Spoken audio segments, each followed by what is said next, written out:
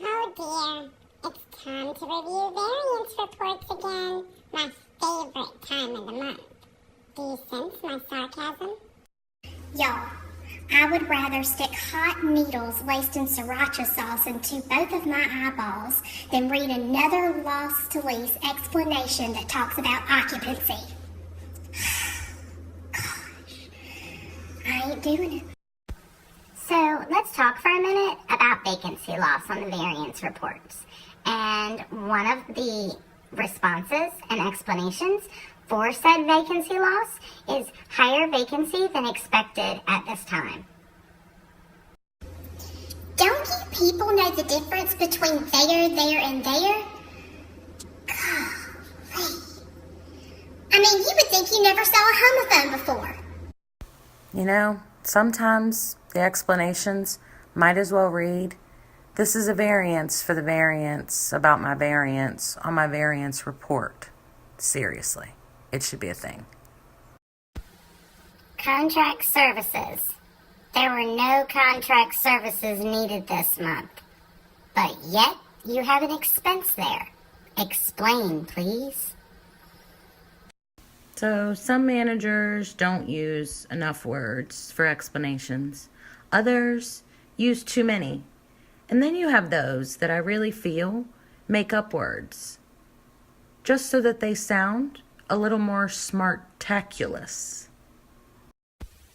I simply cannot look at another variance explanation for income as if we're a cash-based accounting system and not accrual. People, it's not whether you've collected it, it's whether you've charged it. So I'm really not sure what this animal is and why the paws and the heart thing is going. But as I'm unsure about this animal and the paws and the heart, I wonder if my being unsure has any resemblance to how unsure the managers really are about their variances and why they exist.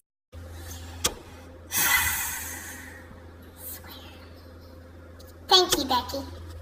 Thank you for letting me know that your application fees were lower than anticipated because your application fees were lower than anticipated. Good night.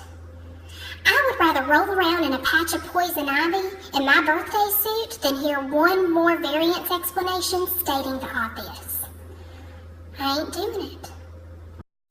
You ever think that when managers are doing their variance reports that they look at maybe their assistant manager or someone else around them and they're like, they thought last month's was bad. Hold my beer. So here's my thought for the day. I think that CF should create one of these really cute Snapchat filters. The cute little eyelashes, glasses, ears, whatever. A new little nose, add freckles. Doesn't really matter. But that we should provide it during variance report time and owner report time to each one of the managers. And it should be a part of our policy and procedure to have them utilize said Snapchat filter, even just for a few minutes. Then all of our variance reports will be accurate and we will all be happy and adorable. What are your thoughts? Here's one to ponder, folks. Positive variance in contract services snow removal. Explanation provided. Milder weather resulted in less salting and snow plowing. That's great because it snows a lot in Michigan. But in July, folks, how about we just reclass that expense to where it belongs? Contract services landscape. I get so happy when I review a variance report and I only have to make 2 corrections and it was only grammatical.